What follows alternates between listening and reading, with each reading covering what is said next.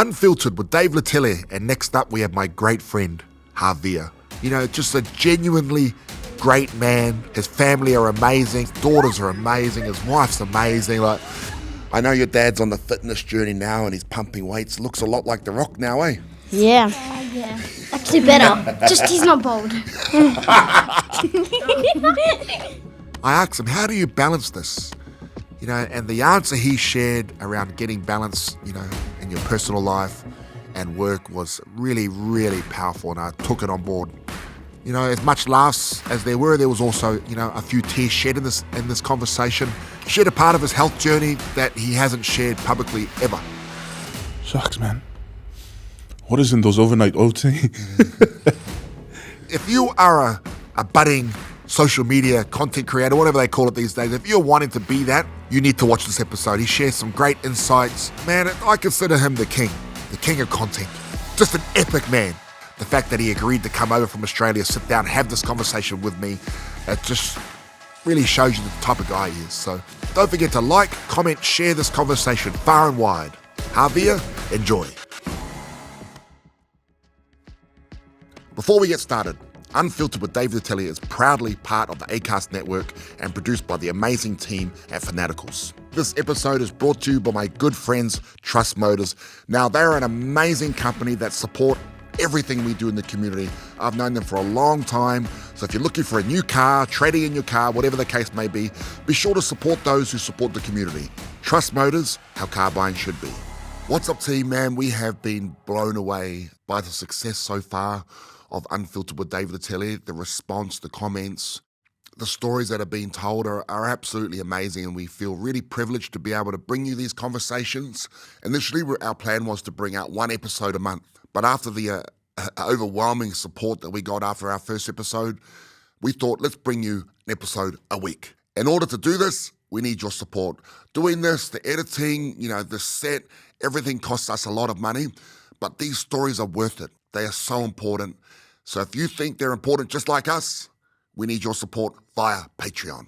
Our first tier is called the Unfiltered Whānau. You get behind-the-scenes footage, a live Q&A with myself, and exclusive content that I'm filming especially for Patreon. So our next tier is Unfiltered Legends. So you get everything that Unfiltered Whānau gets, plus uncut episodes. Now, the team who worked very hard. Some episodes go up to 2 hours. So, you know, a lot of the content is left on the editing room floor, but in this tier, you get access to all of it.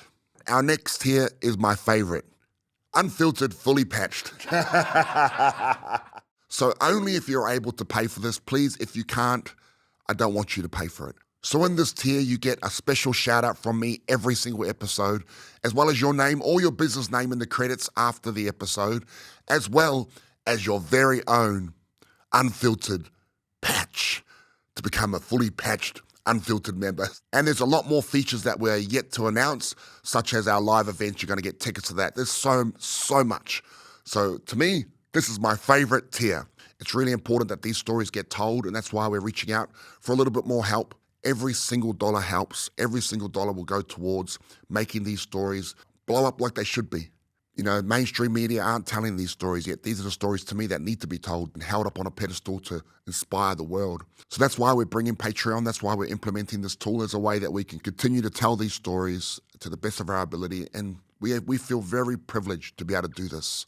So from the bottom of my heart, thank you so much. And let's go. Havea, my brother. What's up, man?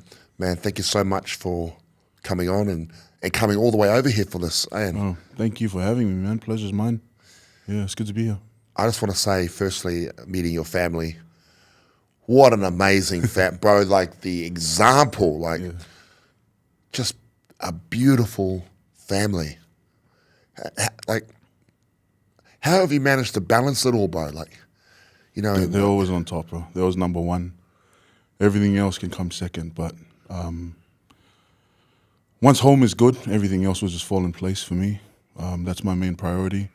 Like, obviously we'll get into what I do and stuff, but work, other commitments and stuff, they're on the other side of the scale. Families, or my girls and my wife, and my family's always going to be that balance. So yeah, they're literally what keeps me balanced.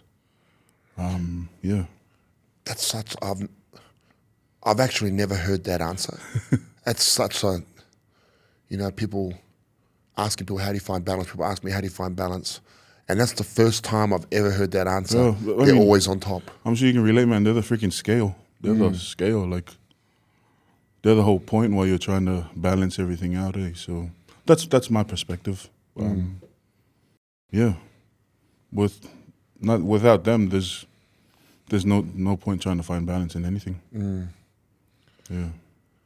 So we'll go into what you're doing now, but just give us a little bit of a background about yourself, bro. Where were you born? Were you born in Australia or Tonga? Or? Oh, I was born in Tonga. I'm a bit like a freaking cruise ship to the Pacific, eh? Yeah. So I was born in Tonga, and when we were 1 year old, my mom's family moved to Hawaii, and so they wanted her to move over and find a better life for us. So we moved to Hawaii. I grew up in Hawaii for about 13 years. Wow. And then mom and dad was exploring, like, Hawaii was good, but my dad was like, he was a rock wall builder. Yeah. And that was just literally breaking his back. So they tried to venture back, and they wanted to be closer because my dad was looking after his family in Tonga. Yeah. So they looked at New Zealand, Australia, and Australia became somewhere where he wanted to be. So they moved to Australia. And my dad's sister was looking after me at the time. Like, she kind of adopted me in a sense. Yeah. It's a whole Tongan culture thing. Yeah. And so she was in Fiji. And so she's like, if you guys are down this side of the world, might as well bring back, my nephew and let me raise him while you guys are trying to figure everything out. So I ended up in Fiji. Wow. Ended up in Tonga for 2 years, living with my grandma, and then finished off high school here in New Zealand. And then, headed back to Oz. So I've been a bit of everywhere, hey. So Yeah. It's pretty cool. Has its pros and cons, but it's definitely kind of molded me into the person I am today. Yeah. How would what was your childhood like? It sucks, man. Like, I wouldn't want my girls to be in that kind of sense, in the sense of like not having A base. a base. Yeah. So I'm grateful that I've been to different places and have learned different experiences. But sometimes when I hear my mates that like have lifelong friends, lifelong places, like, they'll be like, bro, I grew up on that street my whole life. It kind of makes me jealous in a sense. Yeah. But it is what it is. That's the coin I was given, and literally it is what it is. Yeah. Yeah. And is that a big driver in terms of, what you're trying to establish for your family and your daughters? Yeah. That base. I just want them to be tight knit and just kind of know where home is. And home's it hasn't really been me growing up, it hasn't always been a location. It's been where it was made, but I want it a bit more different, which is crazy because you'd probably relate as a parent. We tend to give our kids what we want, we missed out on, or but sometimes it turns out that they didn't want that, and we're just trying to fulfill that void that we didn't have. Yeah. Yeah. So. Yeah. Yeah, I remember as a kid we moved around a lot as well, and I got shipped off to different places wherever I was. Anytime I was in trouble, Yeah. I got shipped off to live with family, grandparents or aunties in Australia or Samoa. Oh wow. Man, I went to Samoa, and back then it wasn't as developed as it is now. Yeah. I went back to Samoa, and I thought it was for a holiday. Yeah. Until I got enrolled in school. Bro, I can relate. And I was going, I hated it, bro. Yeah. I did not. How did you find it growing up that island style? It's funny. I got sent to Tonga and I thought it was a holiday. We pulled up at my uncle's house. It was literally 4 walls. Yeah. And in there, it was a split curtain. And my grandma's bed on one side and my bed on the other side. And I thought it was a holiday, and it was crack up because when we pulled up in the van, my uncle, being a smartass, he's like, oh, well, this is the 5-star hotel here in Tonga. And then we got out, and I heard my uncle yell out, hey, bring the lighter so we can light up the light. And I was like, wait, what? Sorry, what? He's like, we got to light up the kerosene light. Yeah. And I was like, don't you guys have like power? He's like, no power, no water. We had a well, and the water for like daily use and stuff, we used to get it from next door. And it was like a whole butter system at that time. Yeah. You give us water, we'll do something down the road. I hated it, man. Like I spent 2 years in Tonga, and the first 4 months, I used to question myself, like, why would my parents do this to me. You know, my dad would call, "Oh yeah, how's life going?" I was like, "Man, just give me a plane ticket, bro. I just want to get out of here." What were you thinking? Like, why did they send you there? Were you upset when they weren't? I was upset bringing when you I back? found out that I was staying longer than intended. Yeah. At first, when I got off, I was like, "Yo," and then same thing. I got enrolled in a school. The chat was not a short-term chat; it was a long-term chat, like talking about like Christmas and stuff. And I was like, "Bro, I'm not staying here till Christmas." I felt I just made me question. But I'll be honest, that was probably one of the biggest turning points for me. Humbled me a lot, so much, because I've lived in Hawaii before that. Yeah. I've lived in Fiji. I've got a taste of Hawaii's America, obviously. I've got a taste of like what life is like on that side. And then now we're just getting by. Mom and dad would send money like once a month. And it was crazy because I felt like they needed to send money every week for us to survive. Yeah. But my family there, my grandma and my uncles and stuff, like it was just another day for them. Yeah. After probably the 4-month, 5-month mark, half a year, man, I was into it. I loved it. I slept on the floor.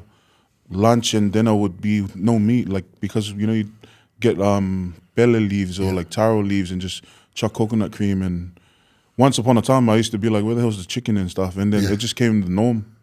And it's crazy because like now when I came back to Australia and New Zealand, like some of the things we have here we take for granted. Yeah. You're like, oh, I wish there was a McDonald's just down the road that I could have just drove through.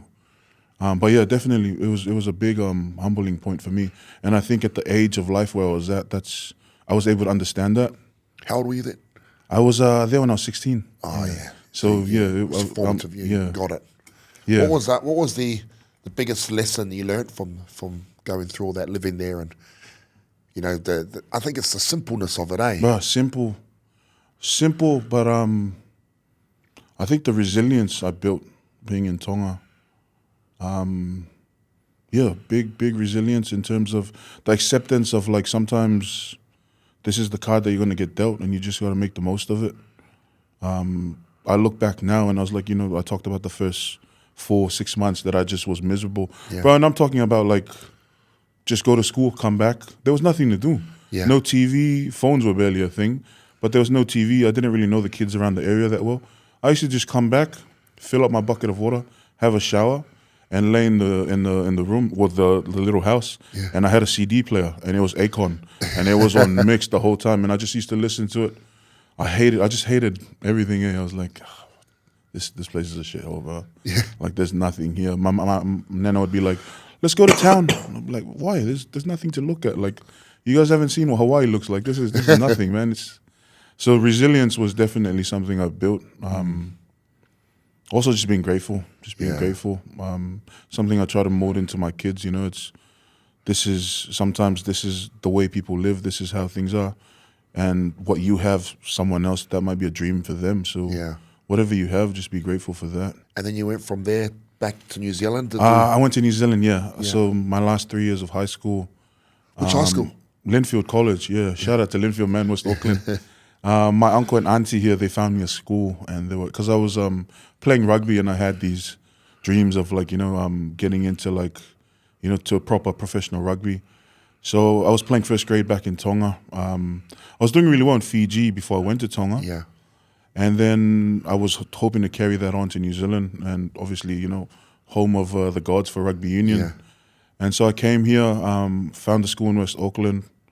That was another big shock for me because it was a whole different thing. And just done my school here until I finished and went back to my parents. Back in Australia? Back in Australia, yeah. And what did you get up to after school? So when I finished I went back to Australia. My parents were running a, seasonal worker kind of thing on the plantation. So they had the vineyards. And so they were doing that, and I'd work there for the holidays. And I got forced, and I tell this story all the time. I got forced to go to university. Yeah. It was something that I didn't want to, but being the eldest and my siblings and stuff were looking up to me, and my parents had these expectations. My mom was like, "Nah, you got to go to university and get a degree." Yeah. So I enrolled. I'm surprised till this day that I passed. So I got a Bachelor of Psych, and wow, 4 years, man. Probably 4 worst years of my life, sitting in there and just listening to the lectures and stuff. I remember always going home and freaking dumbing it down on YouTube and like literally Psychology for Dummies and all that. Graduated that, so that's my background is psych. I really enjoyed psychology at uni. Yeah? I went to uni. I didn't do too much, but keyword is I went. But same thing. I thought that's what I was pretty proud. Yeah. But I enjoyed psychology as a social science and Psych 101. Psych 101, yeah. I got A's in both those, but it actually comes in handy with what we're up to now. That's 100% right. When I was doing my uni stuff, I was like, bro, I can't picture myself. Yeah. But then I got a job in like the school counselling. I got a job in the government back home in Australia and stuff. And the first thing I thought of was like, man, I wish I paid more attention in class. Yeah. Yeah. So it's crazy how it works. But yeah, pick up things and it kind of relates to like what we do now. I remember the first time it come in handy is when I was in hospital. I mean, it wasn't a good thing. I stabbed myself. Shucks. And they sent a psychiatrist to evaluate you. Yeah. So I knew what to say. So I told her exactly what she wanted to hear, and I was out. Yeah. That was that easy. So it did come in handy that time, and again, it comes in handy with. I mean, you've been to BBM. You see a lot of what we're working on is all around the mindset. Yeah. Shifting mindset. So 100%. Yeah. Yeah. When did you meet your wife? We met in 2012. Yeah. Yeah, typical love story, man. I was a bouncer. She was a drunk white girl that was walking past. Tried to get into the club. And then she left. And she came back 2 weeks later. And she got a photo with me. And she came back 2 weeks later. And she's like, oh, do you remember I was the girl that took a photo with you the other night? And in my head, I was giggling. I was like, bro, the amount of girls I've taken photos with in the front door just so they can get into the club. But yeah, just kicked off from there. Exchanged numbers and just stayed in touch. And yeah, now we're here. Yeah. Got a whole full family now, yeah. How, you're the front person with the profile, even having your daughters now, but how important has she been in this whole journey? Bro, she's the glue, man. She holds it down. The stuff she does behind the scenes is the reason why I can do stuff in front of the camera. I can do stuff traveling. And I'm grateful that my platform has brought me to a stage like this where it's not just me coming and enjoying the experiences. They get to tag along. Yeah. But yeah, a lot of people, especially the people that watch my content, will just see me and the girls. But we're just the tip of the iceberg, man. She's in there. She's holding it down. She's not really a camera person as well. So, yeah. But yeah, she's our rock. She's my go-to when shit hits the fan. It's her. She's seen the worst and the best, and so that's something that I hold on to. And you'd know yourself, man. It's hard to come across loyal people, whether it's your partner or friend or whatever. And yeah, shout out to my wife Petra, man. She's a real one. Yeah. Always holding it down since the day I met her till now. Yeah, she prioritizes everyone else. Me and the girls are always priority to her. So truly grateful for her, and I'm grateful that she's holding it down for us and she's in my corner.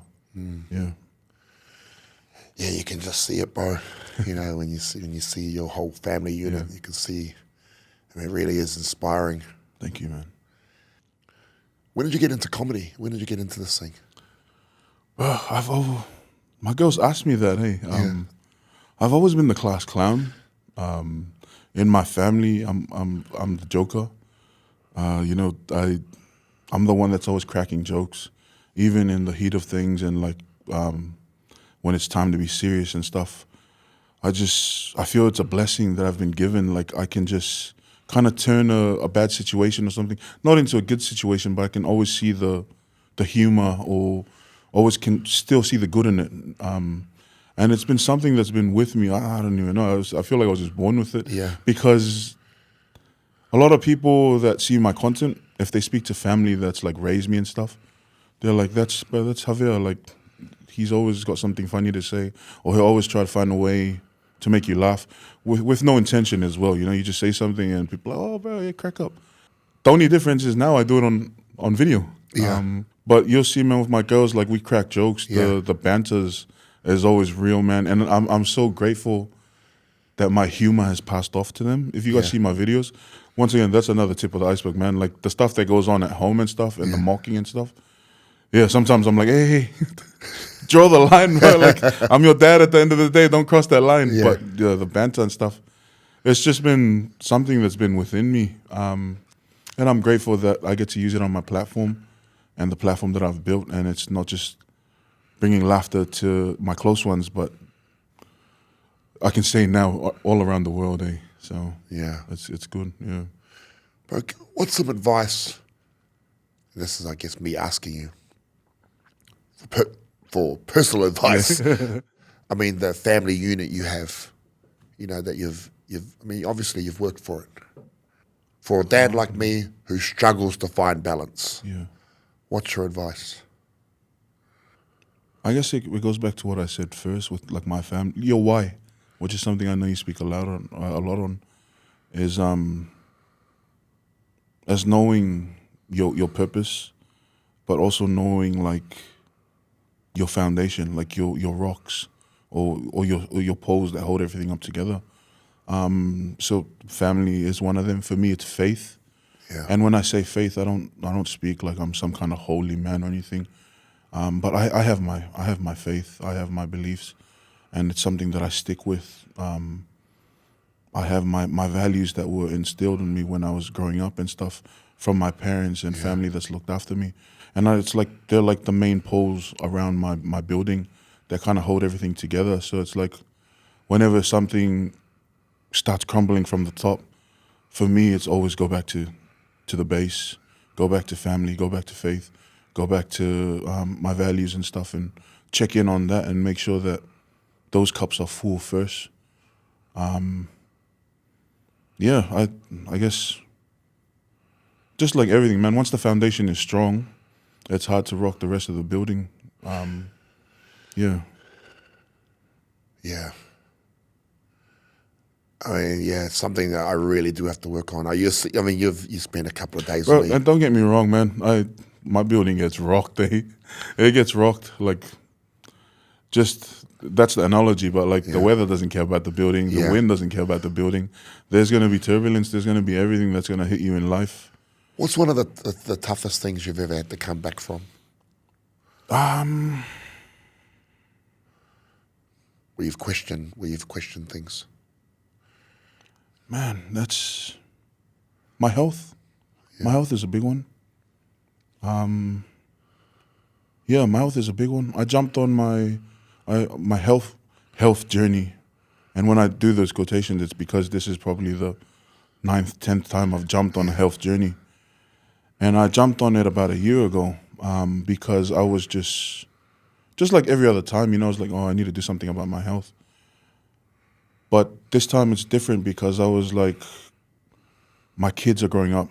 I'm starting to reap the benefits of my work, and it makes me realize if my health is not in check, then what's the purpose?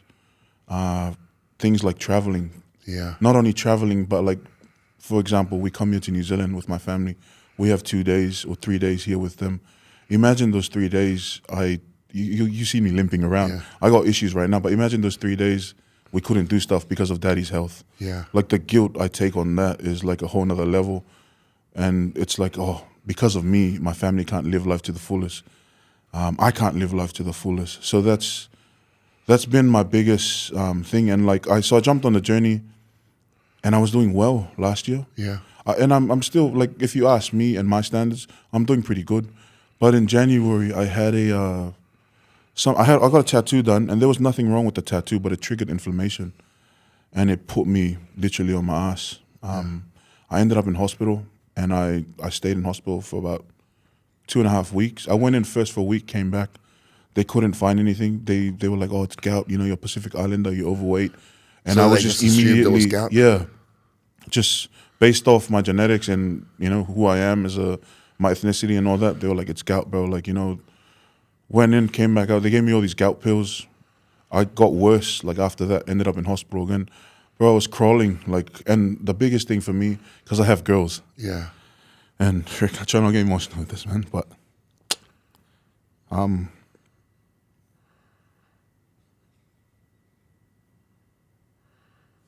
sorry, bro.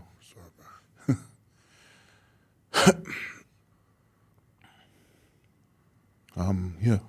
The biggest thing for me is because I have daughters, I don't have a son.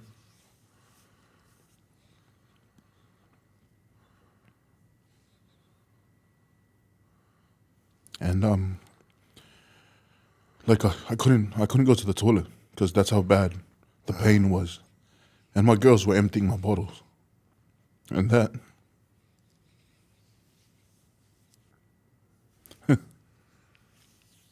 I never shared this, I've never shared this with anyone. So good, bro. Shucks, man.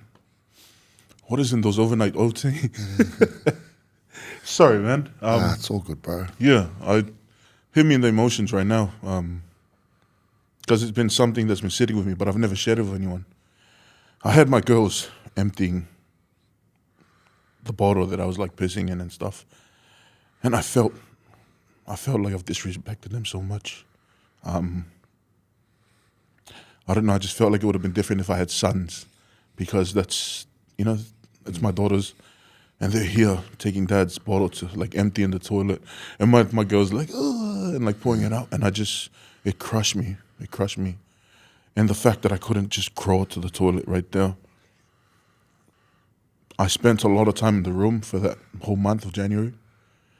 And those 4 walls, man, they start speaking when you're in there. And so, yeah, my wife will tell you, man, I was just angry every day. And my kids would come in, they'd go to school, come in. And I'd be lying if they come in and like try cheering me up and stuff. You know how people say like, oh, it's my kids, man. Thank God for them that they're like taking me out of this ditch. They'd come in and it's just a front. I'll be like, oh, hey, girls, how's school? But like I was dead inside it. Like they walked out. Not that I was like trying to think of doing anything stupid to myself, but I was just literally an empty body, man. Like my mind and everything was just shut out. I was so angry. And it sucks because I was angry at myself. Yeah. And I was just sitting there and I was like, oh, the self-talk was pretty bad. And a critic. Yeah. I was just like, oh, like, selfish, like, yo, loser, man. Like, look at, like, this is what you done. And it's crazy because that whole time build up to it, I've been good. I was looking after my health. And this is all consequences of not just that year of me being good, but it's consequences of the life choices I've made in the past. And it's something I've realized that, like, it's not going to take a year. It's not going to take 2 years. It's going to take way longer than that. And you got to strap up and just take every single wave that comes at you. But it sucks because, when you're on a good path and you've done it for a while, you think to yourself, like, this is it, bro. This is, I'm all uphill. Now it's all downhill from here. Yeah. But the way life works is like, bro, get ready because straight as you get down, there's another steep right there. Yeah. And that's my mentality that I take now with life. But yeah, just literally January, man. It's like we talk about it at BBM. Or you see a lot of our team there. You coming back from mighty struggles, and it's just that's the approach we got to take. Yeah. It's not a year; it's just a lifetime. Because we're undoing years and years and years of unhealthy living, and bad habits. And I would be saying, man, never have that mentality that it's a happy ever after. Yeah, life has its way of humbling you. Life has its way of teaching you. And so one of my biggest quotes that I stick by to heart is, this too shall pass. Yeah. And it's like, when you're on that peak of the mountain, bro, freaking enjoy the view as much as you can. Because I guarantee you one day, you're going to be down in that valley, man. And just suck it up. Hang in there because this too shall pass. The good times and the bad times. So it sucks, but that's the reality of life. It's inevitable, man. You just got to go through it. Yeah, and it's really those bad times and the struggle. It's like just embracing it. Yeah, just use it to get you back to the top. You got there before, you could do it again. 100%, man. 100%. And it's hard though, because once you achieve what you were trying to get, I don't know about you, but like me personally, I hit a milestone with my social media, and in my head I'm like, man, like I'm there. What's the milestone? What was the milestone? So I hit in terms of a following base, I hit 1 million on Instagram, and I hit 2 million on TikTok, And when I went into the meals, that's when I kind of like, I've been recognized a lot, and people are like, oh, bro, he's a content creator and stuff. I never deemed myself as like a proper content creator until I went over the meals. Then I was like, all right, like I guess I can walk around and be like, oh yeah, I make content, bro, I do content. But sometimes me and my wife will have a chat, and she'll be like, what happens if you lose all of that today, or you wake up tomorrow and your following is gone, or your page is hacked, or you got to start again? And like you said, I've been there before, I can get there again. Yeah. The reality is, man, my mindset with that is like, nah, I don't know if I can build myself back up again like that. That's the thinking I have. Yeah. But who knows if that does happen. But so I'd say, man, it's hard. If you hit the peak of your life and you thought that that's the best stage, and you think to yourself, bro, if I lose it all, I can do it again. When that reality hits, I'm sure it's a different experience. Yeah. Yeah, it's tough, bro. I mean, coming from someone who's had to rebuild a couple of times. Yeah. Touch wood, I never have to do it again. But I always think, when I was talking to people, I say, look, if you go through these tough times, just know that you'll be okay. Oh, 100%. You'll be okay. Yeah. If you got there before, you can do it again. The thing with you, bro, is it's your brand, it's you. Hey, it's your family. Yeah. So no hacker can take that away. So at what point did you think, or what video was it where you thought, I can really make something of this? I don't focus on my videos, eh? So like when you ask the girls the videos and stuff, and I was chatting yesterday with another content creator, and like he was asking questions like, oh, what's your biggest video and stuff? I know the numbers and like what's hit, but the thing about me, once a video's posted, I'm done with it. Like I don't. Wow. I'll go and comment and stuff, but I move on from that. And some people will be like, bro, that video went viral. I'm like, oh yeah, that's cool, man. But life goes on. I gotta chip away and do what's on to the next. The moment, I think the moment I realized, there's a funny moment I realized that I cracked it, and there's a more serious moment. Yeah.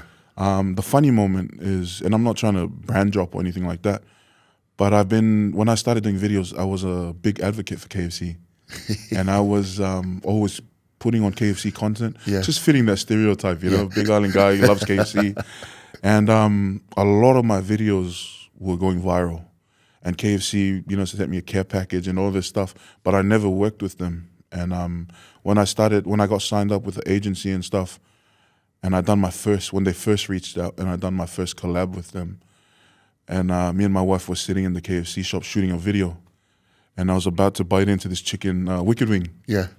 And I was about to bite, and like a moment hit me, and I looked at my wife, and I was like, man, like, I can't believe that I'm getting paid to eat KFC. I can't believe I'm getting paid to like sit here and eat KFC. And she had a laugh, but that was like a massive moment for me. It was like, bro, like we can do something with this. Yeah. Another, the more serious moment is just last year, me, my wife, the girls, her parents and my parents, we all flew to Fiji, and that was like a collaboration through my socials as well. And we were sitting at the hotel. Everything was like through my socials, accommodation, flights, and I was sitting there, and that was like a big moment for me to soak in. And I was like, man, I never thought that like my funny videos and the humor and stuff would get us to a stage like this. Is that the moment where you thought, man, this is amazing? Did you stop and reflect? 100%. I have many moments like that, man. I won't get into too detail, but like the flight to New Zealand, reflection moment. Every experience I get to do, every experience I get to with my girls, man, it's. So the flight to New Zealand, you came business class. I did.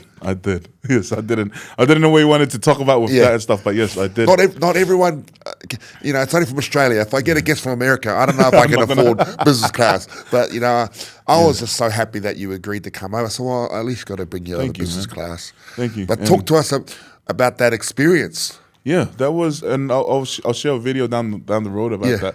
But that was another moment. Like I sat out, and like I said, my wife is my rock. She's my go-to, and I celebrate my wins with her. And I messaged her, and I was like, I can't believe like I'm sitting in like a freaking booth. I don't know if I want to go economy anymore. These kids can come in economy, but me and you, bro, we're going. That's the hard thing, bro. That is the downside. Oh man, There is a downside to traveling business that it's very Yeah. once you turn left, it's so hard to turn right. It tastes good, eh? Like it just makes me want to work even harder. Yeah, now. 100%. That's what it is. That's what it is. But yeah, it was what an experience. Felt a bit too fancy. Eh? Like I was given all this cutlery, and I didn't know that like a spoon. There was a different fork for like the steak. Yeah. There was a different fork for the freaking dessert and the entree. And I just used one. And then when they came and took the first plate, I chucked all of it in. And so when they brought the second dish, I was like, oh, sorry, man, I just need another fork, please. But yeah, it was one hell of an experience, eh? So I'm looking forward to flying back home. Yeah. The funny thing is, you was talking about being in line, and Oh yeah.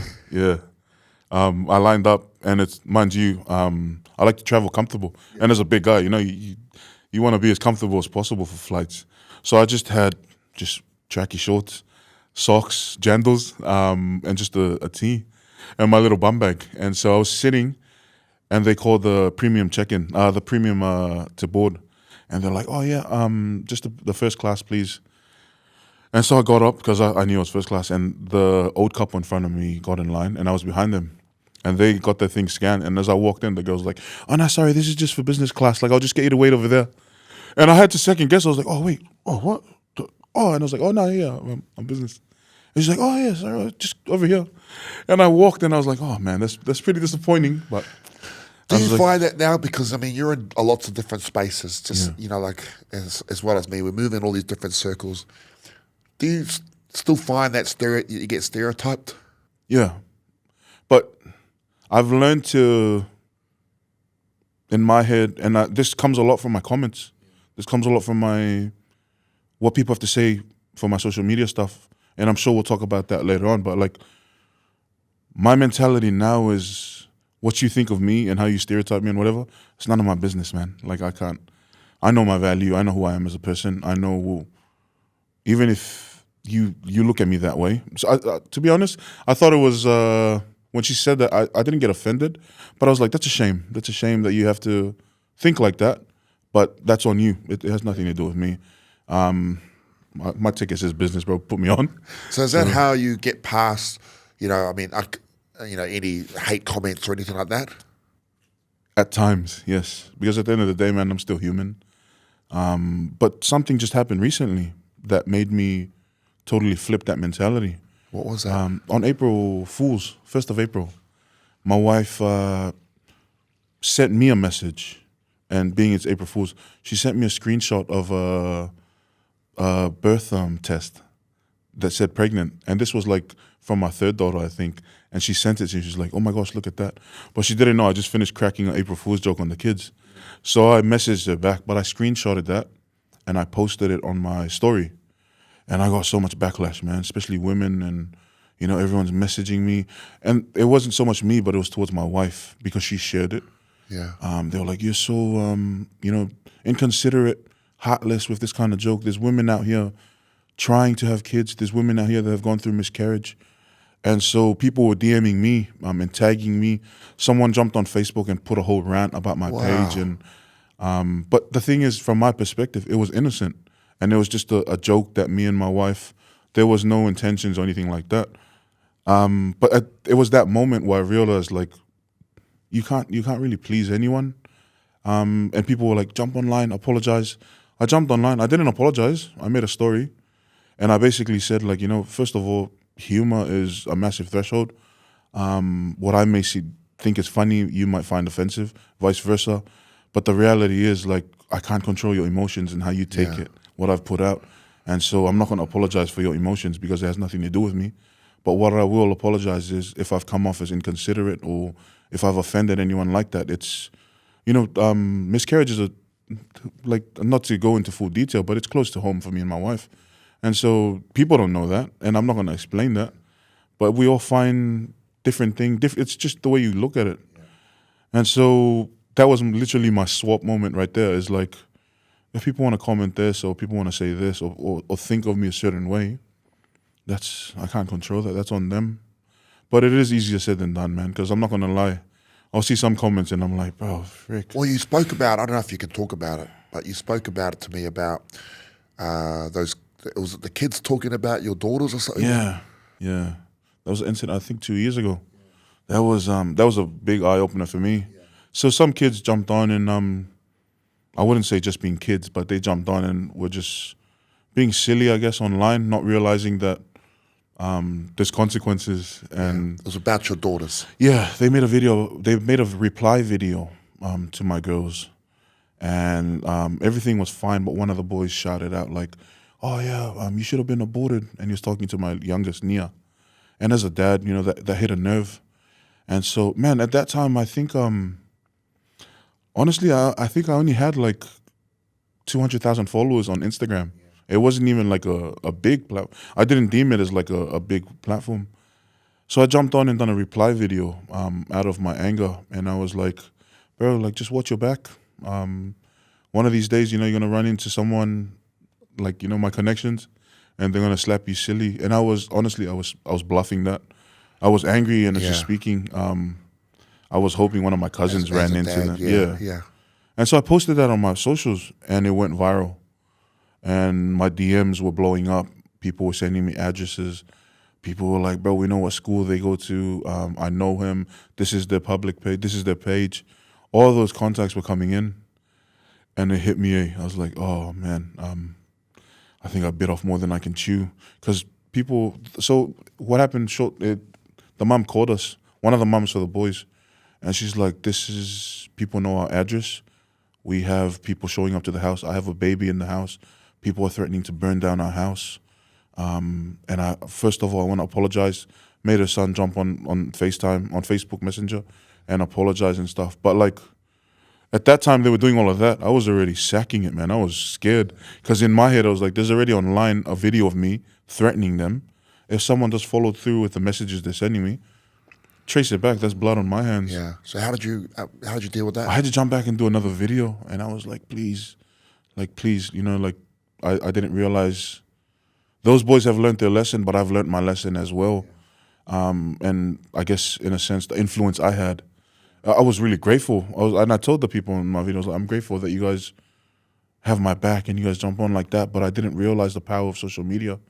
And so please, all I ask is, these boys have apologized. I accepted the apology. Please just let them live their life. And I still got the one until like, nah, bro, we'll get them. But the main thing is I just try to clean up as best as I could. But that was a big, straight after that, I was like, I'm never again going to rant or bring up my stuff, my personal stuff on social media. I mean, you got to be so careful now. Oh, man, it's crazy. Yeah. What would you say what's some advice you'd give to up and coming people who want to be, get into social media to make this a career? To make it a career? Or, to make money from social media. What advice would you give a up and coming social media content creator? Man, be true to yourself and the content that you do, whatever content it is. Back your content up. I'm a big fan of being your own fan. And when I say that, I mean, when I watch my videos, if me and my kids have a laugh, it's going up, man. Yeah. And I've been that day from 1 follower up to 2 million followers. I'm the same thing. I watch a video and be like, bro, let's crack up, and I'll post it. Some people will be like, oh, it's not that funny or whatever. As long as I'm happy with that video, it'll go up. So back yourself. Social media can be brutal, like we talked about before. People get so comfortable hiding behind a screen and just saying what they say. There's pros and cons, but if there's anything I've gathered within the 5 years of doing social media, consistency is just, that's number one, man.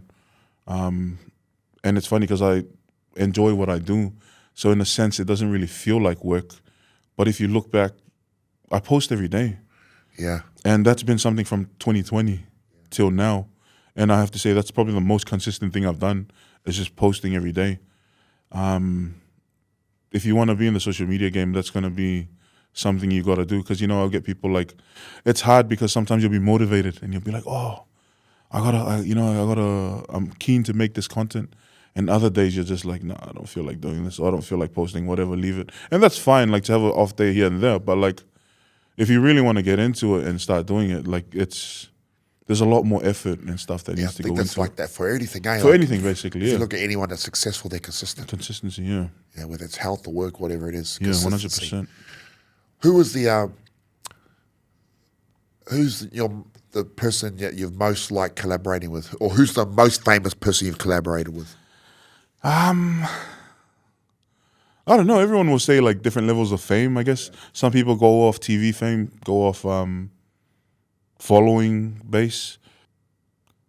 I don't know. Maybe my memory's a bit fogged up too, and I don't remember a few collaborations in the past. But just recently, when Moana Pacifica came over, and I got to collab with them, and I got to mix around with the boys.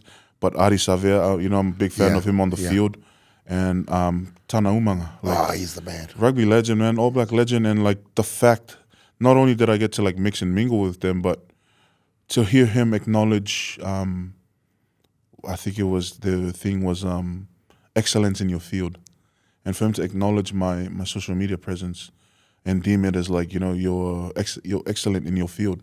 That's what do you call it? A remark that he gave me that that I took that to heart. I was like, man, that means a lot coming from someone of your level and your experience and what you've done for the country of New Zealand. And I'm a massive Union fan as well. So I'd have to say, man, the Moana boys were pretty up there in terms of my collaboration with other big people. Yeah. What's been your hardest collaboration? I think you already know the answer to nah. When I say hard on that day, I think I was referring to when you took me out, the physical side of things, eh? I've been training this whole year, but I've never trained twice. Not only that, a lot of the training I've been doing is like powerlifting stuff. Eh? Yeah.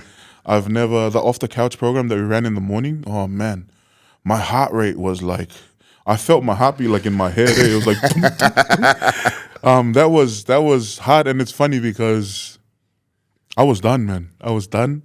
But I kept telling myself like, bro, like, Dave brought me here for a reason. Like I gotta tag, cause you said weights. I was waiting for you to be like, bro, that's a good workout this morning, but we're done with that. Don't worry about the weights. And we were pretty busy that day too, like going around doing all that stuff. So I was like, oh man, we done the training. We're getting our steps in for sure with all this walking and stuff. And then we hit the weights. Oh, bro. In terms of that kind of hard, yeah, that was a pretty hard day, but I really enjoyed it. Slept like a baby. But you messaged me yesterday, how's the body feeling? But I felt good, eh? I actually looked in the mirror. I was like, I'm sure I can see my traps a little bit more. So yeah, it was good. It was good. In terms of difficult other stuff like that, I guess in a professional sense, I'm not going to drop brands and stuff like that. But I've worked with a few hard clients that require more.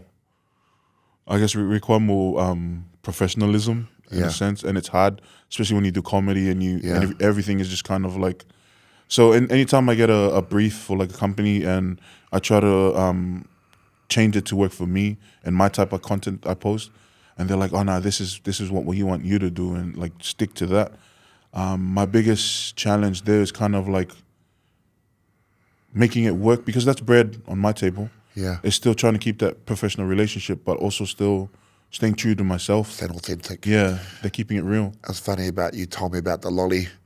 Yeah, the lolly yeah. deal. Oh, yeah, that was a big one. Your kids, your daughters just didn't like those they lollies. just didn't like it. Yeah, and then you actually read the contract and saw how much money it was. And I was like, "Shuck, you know what? I've scoured things that taste worse than that." So yeah, it's funny. Yeah, that's probably my struggle. What's the ultimate goal, bro? The ultimate goal is I don't know. I feel like I live it every day. Like just my family happy. Obviously, as a dad, it's just always trying to give them the best, and so that's my ultimate goal is just giving them my best. But in terms, it goes back to what we said. My health is just and I'm not talking about 6-pack abs and everything. I'm talking about being around and seeing my girls grow up and have their families and live their life. That's for me is like the legit ultimate goal. And just being comfortable You know, it's a great feeling, and me and my wife and my girls, we've been in the trenches, man. We've been in the situation. A lot of people see me, you know, going around, showing up in like events and stuff, and living the social media life, and like I get comments as well, like, bro, get a real job, or oh man, it must be nice living the influence life. But bro, me and my wife have been living paycheck to paycheck.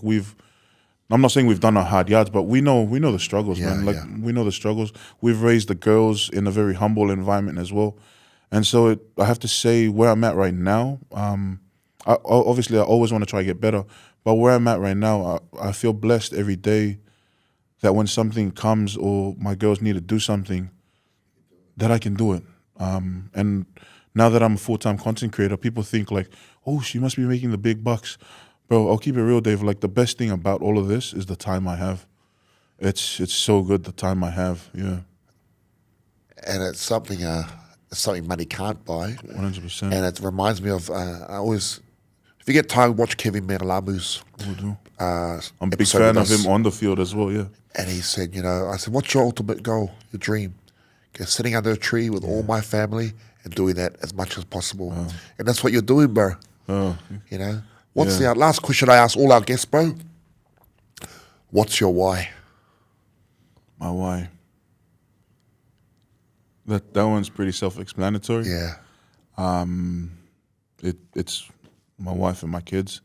They are my why. But we spoke about it when you first came over to Brisbane, and I think in the health journey sense, and you were like, "What's your why with your health journey?" And like we said, like a lot of people say, "Oh, my family. I'm trying to live for them."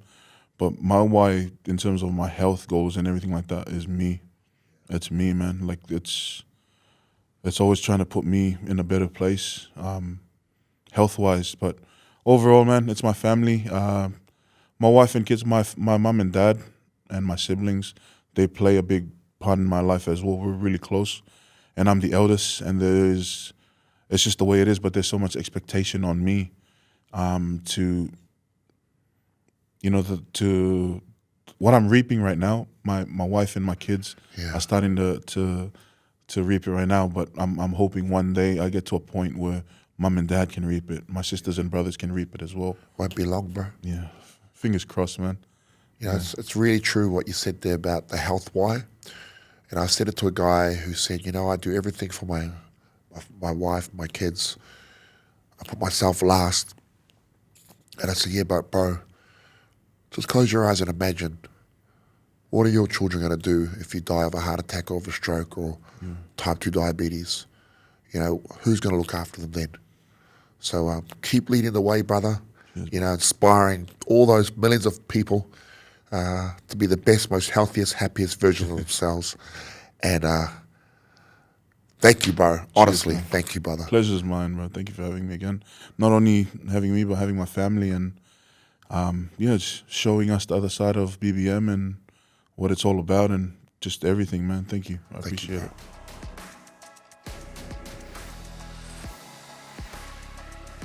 If you made it this far, thank you so much for the support. It really does mean so much to us. Don't forget to like, share, and subscribe, and comment on our videos and share this out. These stories are so inspiring and they need to be heard by everyone. Thank you so much, team.